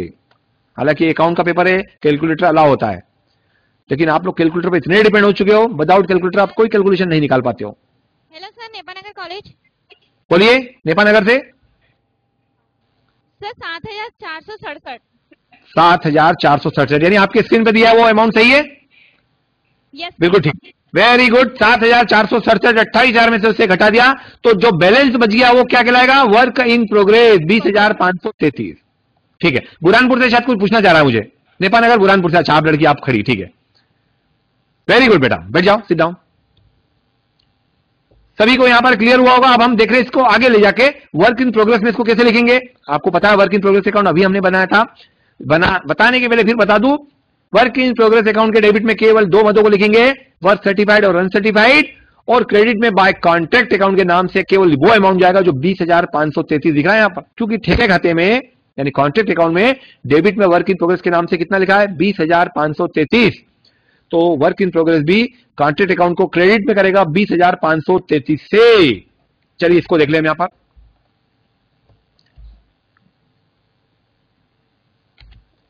वर्क इन प्रोग्रेस डेबिट में वर्क सर्टिफाइड अनसर्टिफाइड और क्रेडिट में बाय कॉन्ट्रैक्ट अकाउंट के नाम से 20,533। जो बच गया वो बाय बैलेंस सीडी कहलाएगा हमारा 1,39,467। इसका कहां उपयोग होगा, क्या होगा? आइए उसको हम तीसरा जो स्पेशल पूछा गया यहां पर बैलेंस शीट में से शो करने का कहा कि आप स्थिति विवरण में दिखाओ। तो यहां पूरा स्थिति विवरण पूरी बैलेंस शीट नहीं बनाना है, ये देखेंगे कि इसको बैलेंस शीट में हम कैसे शो कर सकते हैं। तो देखिए बैलेंस शीट का एक प्रोफार्मा यहां पर बैलेंस शीट में कैसे दिखाएंगे। क्रेडिट में यानी संपत्ति पक्ष में हम देखेंगे वर्क इन प्रोग्रेस अकाउंट में जो बैलेंस आया उसी बैलेंस को यहां पर हमेशा लिखा जाता है 1,39,467 जो अभी निकला आपके सामने। इसमें से प्रमाणित कार्य का जो राशि प्राप्त हो चुकी है ठेकेदार को, वो राशियां लिखते हैं जिसको बोलते हैं कैश रिसीव्ड। तो कैश रिसीव्ड यहां पर जो ठेकेदाता से ठेकेदार को राशि प्राप्त होती है वो राशि यहां घटा दी जाती है कि 1,39,467 में से 1,12,000 की राशि प्राप्त हो चुकी है। तो बाकी जो बच गया 27,467 सॉरी बच्चों, ये बैलेंस के रूप में हम संपत्ति में बाहर लिख देंगे।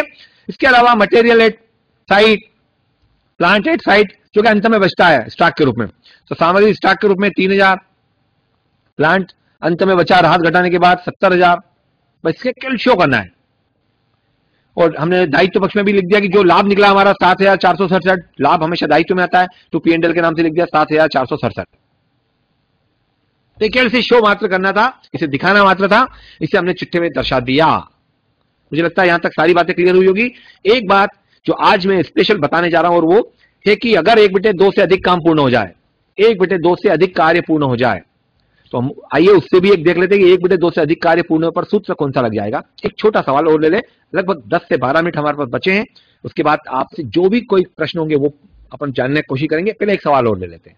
सर अपूर्ण ठेके का क्रेडिट सेल 2/3 प्राप्त रोकड़ का और प्रमाणित कार्य वाला लगेगा। Very good, very good. Gokul ने देखिए कितने ध्यान से सुना बच्चे ने, क्योंकि मैं जानता हूं कि ये अभी किसी कॉलेज में नहीं हुआ होगा। यूनिट 3 है, किसी भी कॉलेज में रेगुलर क्लासेस हो रही है, उसके बावजूद भी इकाई 3 में अभी ये लोग नहीं पहुंचे होंगे, लेकिन इस बच्चे ने केवल वर्चुअल क्लास के माध्यम से जो समझा उसके आधार पर मैंने अभी खाली ये बात रखी कि अगर वो चीज बताने जा रहे हैं कि 1/2 से अधिक काम पूर्ण हो जाए तो उस कंडीशन में कौन सा सूत्र लगेगा, उस सवाल को हम यहाँ लेने जा रहे हैं।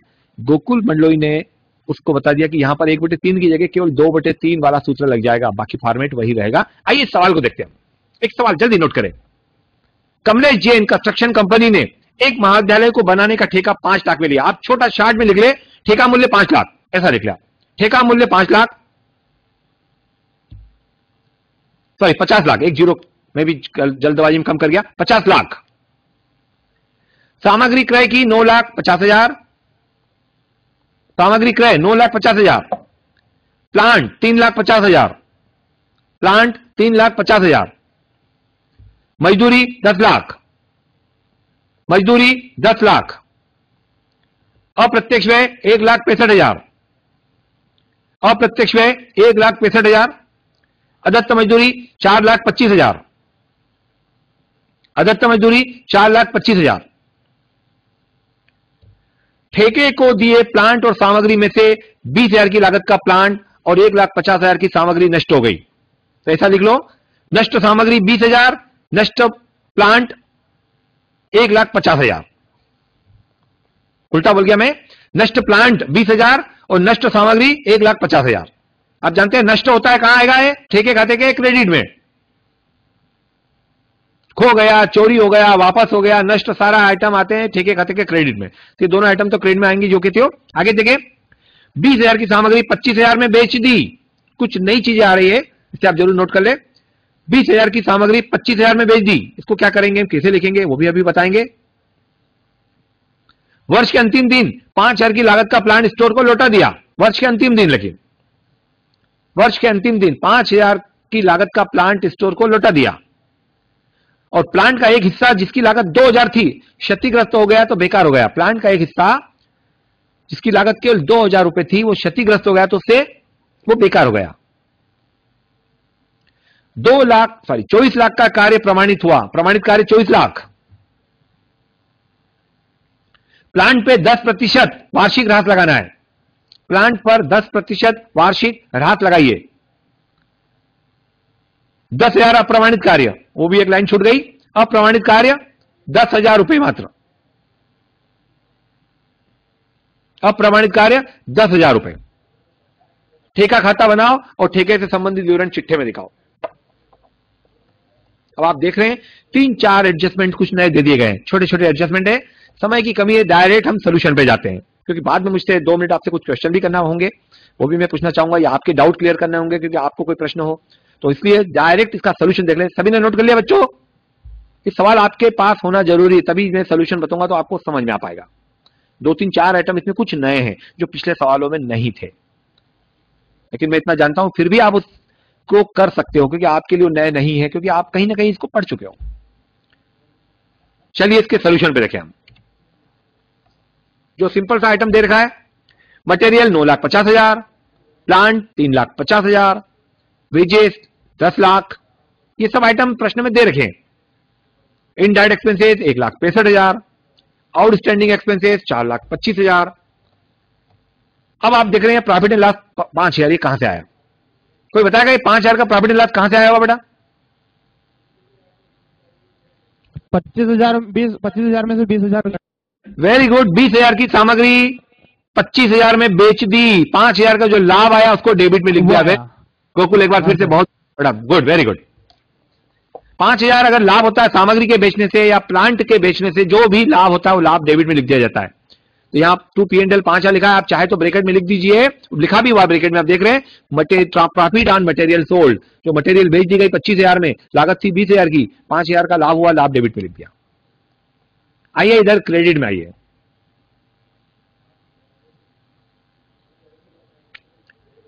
वर्क सर्टिफाइड प्रश्न में दे रखा है 24 लाख, अनसर्टिफाइड अप्रमाणित कार्य 10,000, प्रॉफिट एंड लॉस अकाउंट यहां पर देखिए प्लांट शुरू में लिखा हुआ है कि 20,000 का प्लांट और 1,50,000 की सामग्री खो गई। तो खो गई, जो भी नष्ट हो जाता है, चोरी चला जाता है, वो क्रेडिट में चला गया। तो बाय प्रॉफिट एंड लॉस हुआ कुल मिलाकर के हमें प्लांट से 20,000 और मटेरियल 1,50,000 की खो गई। फिर मटेरियल सोल्ड, जो 25,000 की सामग्री हमने बेची है, 25,000 की पूरी कीमत 25,000 बाय मटेरियल सोल्ड 25,000 थी 20,000 की, हमने 25,000 में बेच दी, 25,000 का बिक्री मूल्य प्राप्त हुआ हमें। फिर बाय प्लांट रिटर्न लिखा हुआ, वर्ष के अंत में 5,000 का प्लांट का एक टुकड़ा वापस किया गया वर्ष के अंत में। तो 5,000 का प्लांट 10% ह्रास है, वर्ष के अंत में है, तो वर्ष के अंत में मतलब वर्ष भर का पूरा ह्रास लगेगा। 5,000 का 10%, 500 रुपए ह्रास घटा दिया, बाहर आ गया 4,500। फिर लिखा 2,000 का प्लांट बेकार हो गया, किसी काम का नहीं हुआ, नष्ट हो गया, तो बाय प्लांट डैमेज्ड 2,000 नष्ट हो गया, इस पर ह्रास नहीं लगाया जा सकता, पूरा 2,000 का नष्ट हो गया। और सबसे मेन एक और, बाय प्लांट एट साइट 3,23,000।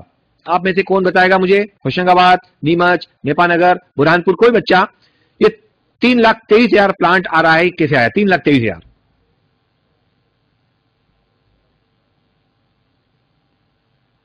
जिसका 10% ह्रास घटाया 32,300, लेकिन ये 3,23,000 कहां से आया?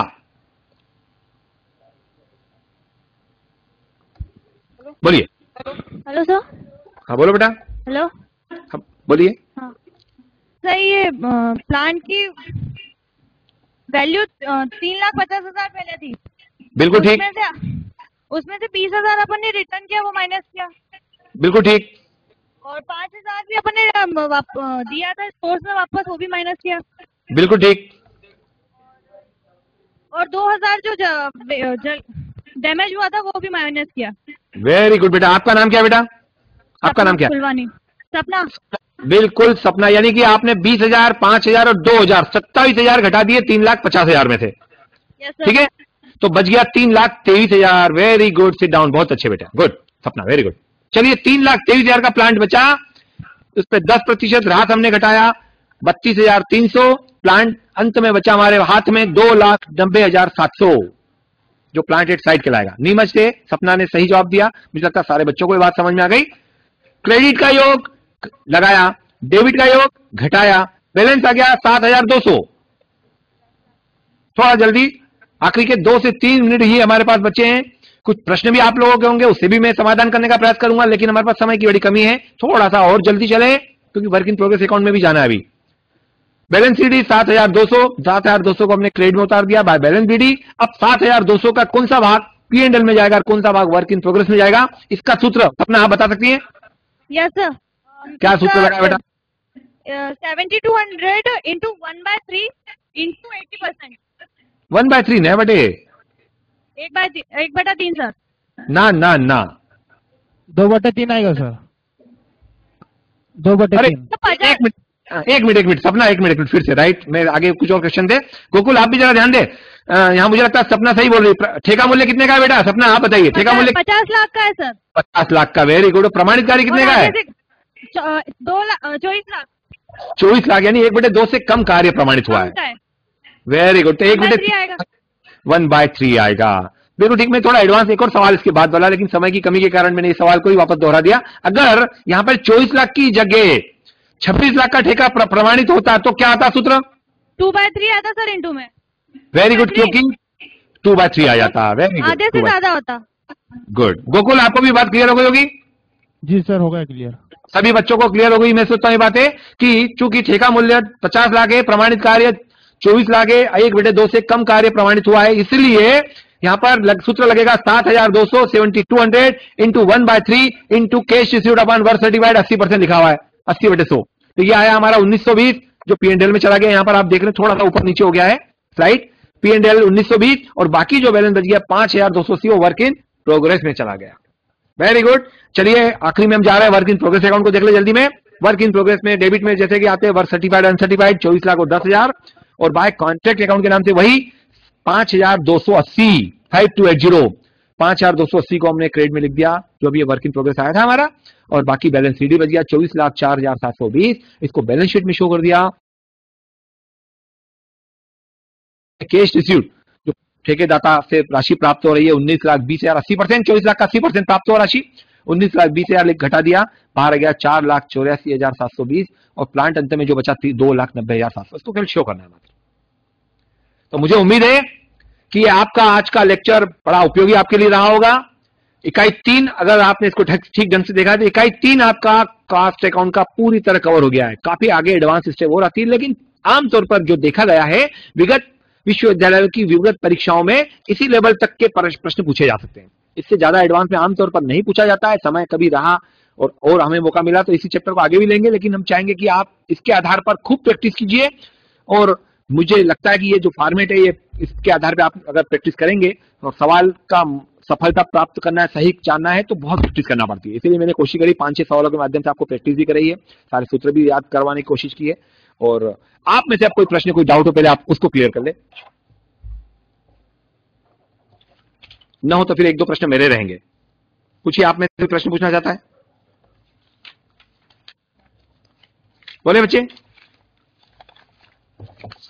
आखिरी का 1 मिनट आपके पास कोई भी बच्चा कोई प्रश्न करना चाहता है।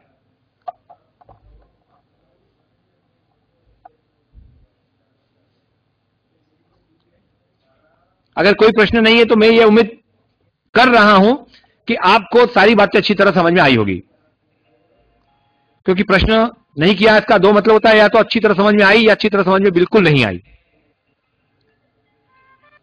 लेकिन जिस प्रकार से हमने 2 वे में लिया है यानी हम बीच बीच में मैं आपसे पूछता रहा बीच बीच में आपने जिस ढंग से जवाब दिया मुझे लगा कि आपके लिए बड़ा इंटरेस्टिंग रहा और आप लोगों ने इसमें पूरा सहयोग दिया मुझे और पूरी तरह आपने कॉन्शियस होकर के इसको सुना समझा। एक प्रश्न आपके सामने में फिर से ये समझाया नहीं लेकिन आप में से कोई बताएगा तो बड़ा अच्छा लगेगा मुझे। प्लांट पर ह्रास को ठेके खाते के डेबिट में कब लिखेंगे? आप में से कोई बता सकता है?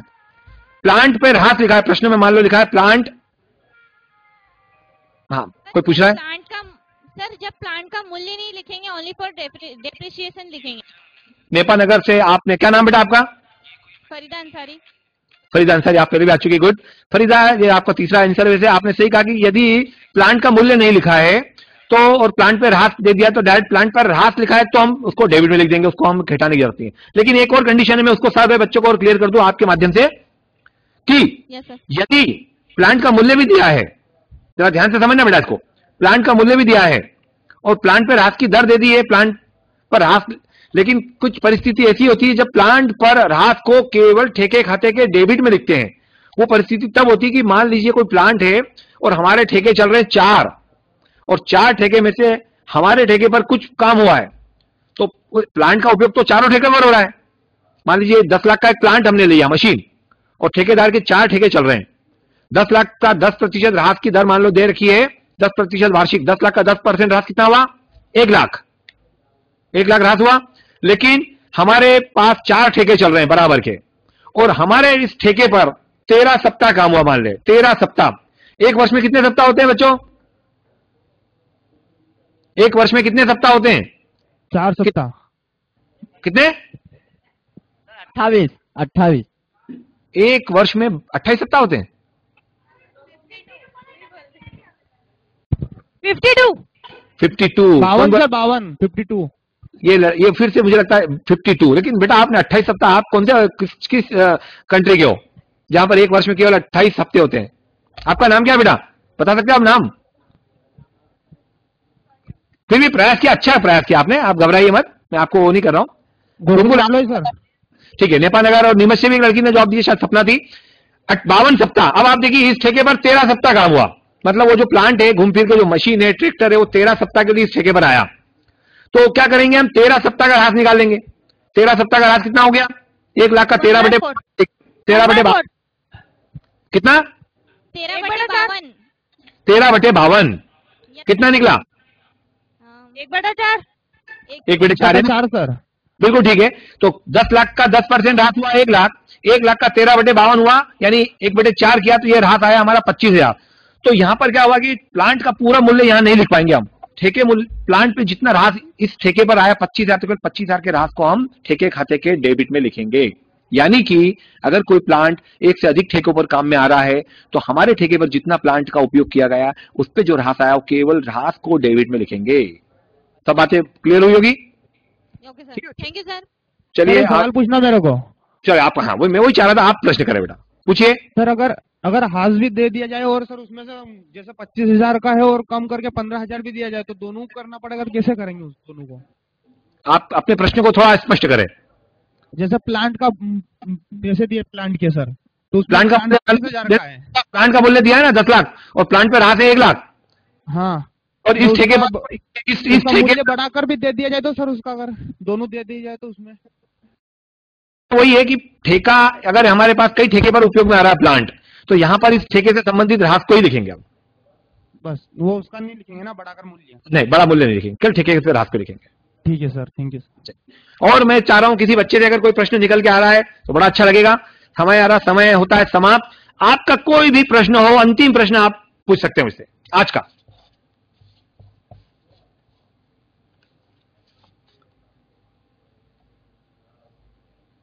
कोई प्रश्न नहीं? क्योंकि जब मैं अपनी क्लास लेता हूं तो मैं बच्चों से आखिरी में तभी क्लास छोड़ता हूं जब ये क्लियर करता हूं कि कोई डाउट नहीं घर लेके जाना। अभी भी आप सब बच्चों से मेरी गुजारिश है, कोई भी डाउट, किसी प्रकार का शक मन में लेकर घर नहीं जाना। अगर सॉल्यूशन चाहिए तो कोई बच्चे क्या सोच रहा है आपके प्रश्न पूछने पर उस पर मत जाइए, आपके मन में वो प्रश्न आप पूछ डालिए। और सब संतुष्ट है, सब बातें क्लियर है? इसी की उम्मीद के साथ आप सबको मैं बहुत बहुत शुभकामनाएं देता हूं। धन्यवाद, थैंक यू, नमस्कार, thank you. Thank you sir.